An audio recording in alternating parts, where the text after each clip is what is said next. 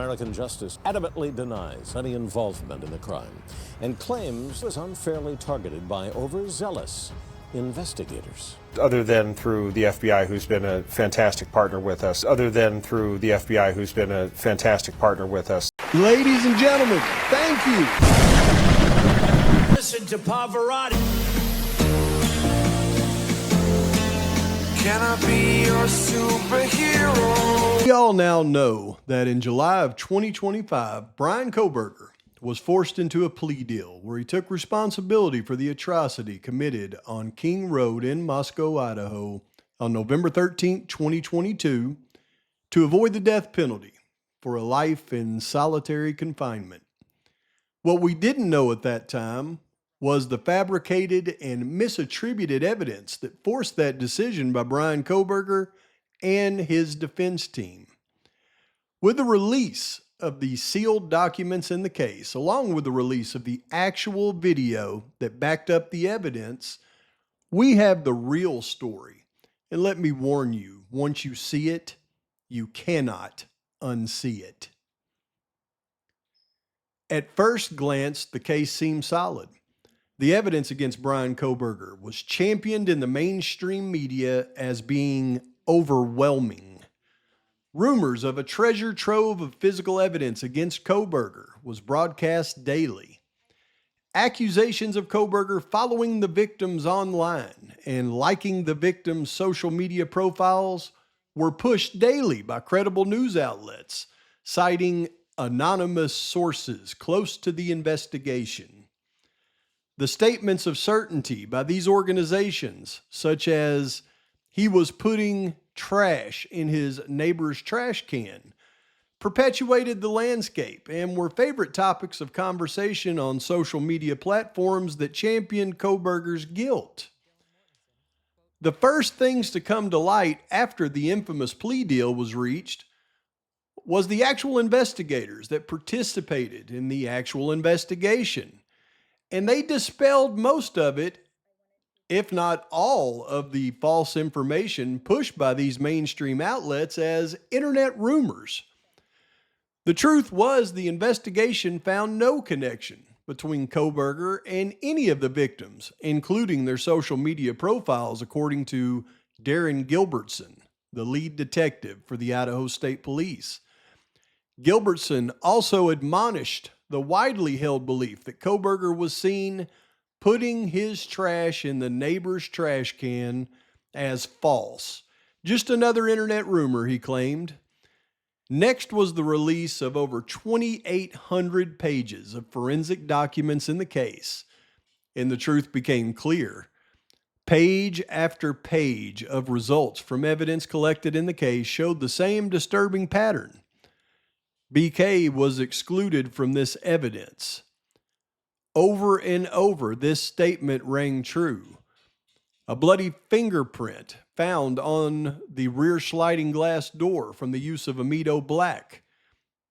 Bryan Kohberger was excluded as being the contributor to that fingerprint. An unknown male found in blood on the back of the knife sheath. BK was excluded. An unknown male's blood found on a handrail with two identified people mixed with it. Bryan Kohberger was excluded as being a contributor to this mixture. An unknown male's blood mixed with a profile of another individual that could not be identified on a glove found just outside the home's door. Bryan Kohberger was excluded as being a contributor to this mixture. All of the fingernails of the victims in the case was tested for DNA. Even the DNA found under their fingernails excluded Bryan Kohberger as being a contributor to any of it. Experts that were interviewed on mainstream platforms during the investigation claimed over and over that Kohberger's Elantra would be a, quote, treasure trove of evidence in the case. A thorough investigation into nearly every piece of Kohberger's Elantra was searched for evidence connecting him to the crime. Zero evidence was found. Same with his apartment, his office at WSU, as well as his family home in Pennsylvania. No evidence connecting Kohberger to the crime was ever located. Released documents also reveal that investigators were unable to retrieve any location information of Kohberger's phone the night of the atrocity from the critical hours of 2:54 a.m. through 4:48 a.m., which led them to rely on video surveillance alone as the main piece of evidence in the case, along with the most damning evidence, a trace sample of DNA found on a knife sheath at the scene of the crime. So in the end, it all came down to those two pieces of evidence. The DNA, which was put through a hidden IGG investigation before the match was ever processed, leading many to question the validity of the match, and the identification of Kohberger's Elantra through the many reported sightings collected from various videos from Pullman, Washington to the crime scene in Moscow. Statements after sentencing of Kohberger by Chief James Fry and lead detective from the Moscow Police Department, Brett Payne, make it clear the importance of the evidence of the Elantra. After sentencing, lead investigator, Moscow Police Corporal Brett Payne expressed confidence that law enforcement would have ultimately arrived at Kohberger, Payne said, who drove his white Hyundai Elantra to commit the stabbings with a large fixed-blade knife.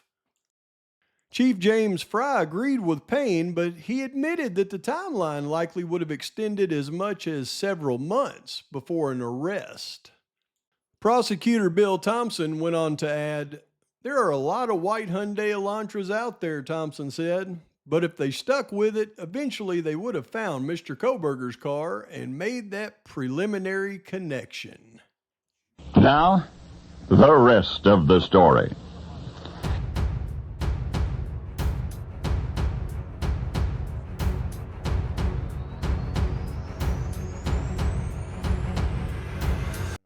And the affidavit has given us more insight into where police believe Bryan Kohberger was at the time of those murders. KREM 2's Nathan Hyun has been tracking all of the locations where documents say Kohberger's car was spotted. Nathan?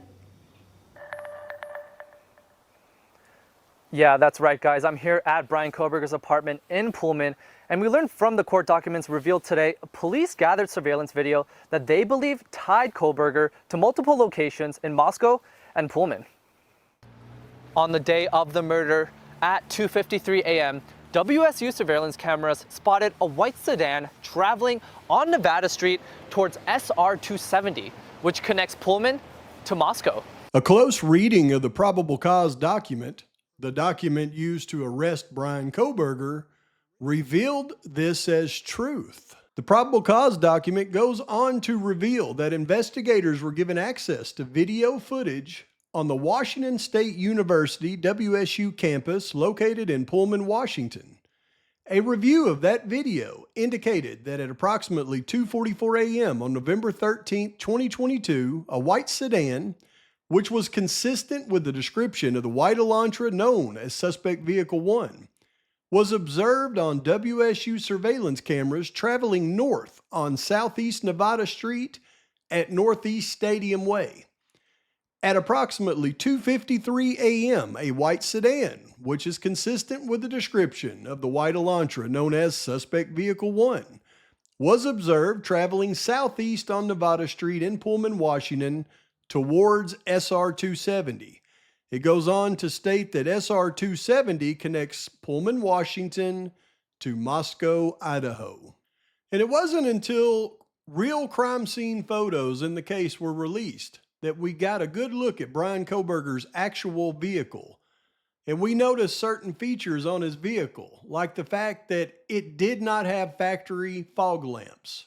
So when the actual surveillance footage was released to the public, sharp-eyed sleuths on the internet immediately noticed that the vehicle seen at 2:44 had fog lamps, therefore couldn't have been Bryan Kohberger's car.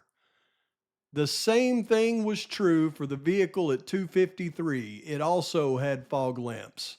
And we realized that the state's accusations in their probable cause document were actually incorrect, and it wasn't Kohberger's car after all.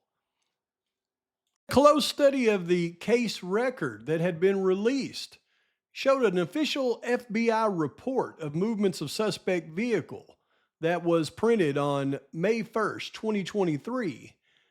And we noticed that the initial sightings of suspect vehicle listed in the probable cause affidavit had been dropped from their official record. Now they were starting with a vehicle seen on Indian Hills Boulevard, but this would later change. New addendum to the FBI's original report of movements of suspect vehicle was added July 17th, 2024. In this edition, they claim that Kohberger's vehicle was now first seen passing Floyd's cannabis shop on Highway 270 from Pullman to Moscow at 3:02 a.m. In all the released documents, that is the first mention by the state of a vehicle being seen on camera at Floyd Cannabis Shop at 3:02 a.m., and that was released in July. However, there must have been something else in the record that hasn't been seen yet, because we know back on April 17th, the defense filed a supplemental response to their alibi. And in that response, it says that Mr. Kohberger intends to offer the testimony of Cy Ray, CSLI expert, to show that Bryan Kohberger's mobile device was south of Pullman, Washington, and west of Moscow, Idaho on November 13, 2022. And that Bryan Kohberger's mobile device did not travel east on the Moscow-Pullman Highway in the early morning hours of November 13th, and thus could not be the vehicle captured on video along the Moscow-Pullman Highway near Floyd's cannabis shop, already refuting the claims that that was his vehicle. And we did not know until the released footage of the video from Floyd's cannabis shop that it in fact was not Bryan Kohberger's car. Once again, when the video was released from Floyd Cannabis Shop, sharp internet sleuths were able to slow it down and capture images such as this that clearly show the vehicle again had fog lamps. So once again, the vehicle that the FBI and the state claimed to be Bryan Kohberger's was found to be impossible to match to Bryan Kohberger's car. How the FBI's report was reduced to its original determination that the first actual sighting they can claim of suspect vehicle was actually on Indian Hills Drive in Moscow at 3:26:10 a.m. They follow the progression to another camera on Indian Hills Drive at 3:26 a.m., followed by the last sighting on Indian Hills Drive at 3:26:43. The next sighting they claimed to be suspect vehicle was at 1311 South Main Street at 3:28:56 a.m., a curious time we'll find out, followed by two sightings on Ridge Road at 3:29:02 and 3:29:04, following a progression in the camera footage. However, a closer determination of this sighting on Main Street in Moscow at 3:28:56 in the very same report gives us a little bit more insight to the truth. We find out later in the very same updated report, February 12, 2025, the FBI agent was asked to clarify which one of the videos showed the vehicle not displaying a front license plate. And he goes on to list the 1311 South Main Street as one of those videos. Then he goes on to list 5 sightings of the vehicle returning in Pullman at 5 a.m., which those were verified to be Bryan Kohberger's car coming home for the evening. But once again, in this report, he cites the camera time is approximately 1 minute and 43 seconds behind the local time of 3:28:56, that we should be able to subtract 1 minute and 43 seconds from this time to get the actual time on the camera footage. And it wasn't until they released the camera footage from this camera that we learned that that is not correct. The camera time did not match what was in this FBI report that was issued May 1st, 2023. Now, in a newly released document released this week by Judge Hippler in the case, a response to the defense by the FBI admits that the footage at 1311 South Main is 3:27:46 on the footage, and it's 1 minute and 43 seconds behind local time, which means the actual time on this footage is 3:29:29. What does that mean? That means the original FBI report either made a mistake and put the time at 3:28:56 when it should have been 3:29:29, or it was intentional. But either way, here's what it really means. It means the vehicle that they have on camera passing 1311 Steiner at 3:29:29 is not the same vehicle that's next seen on camera at Ridge Road at 3:29:02. This vehicle cannot go back in time and be this vehicle. It's two different vehicles altogether. That, coupled with the newly uncovered video footage of what the rear of the suspect vehicle's car in the King Road neighborhood actually looks like, we can clearly see from this footage that the vehicle that they claim to be a Hyundai Elantra was totally incorrect. The rear of this vehicle is now very apparent for the world to see, and it is not a Hyundai Elantra. Now we have to ask ourselves, with the two pieces of evidence that linked Bryan Kohberger to the actual crime in Moscow, Idaho, being one, trace DNA left on a movable object found at the crime scene that was investigated through a highly suspicious DNA tree experiment, and video of his vehicle putting him at the crime scene, we take away the video of his vehicle being his, and you're left with the very suspicious DNA and nothing else. I'll let you decide from there. Until I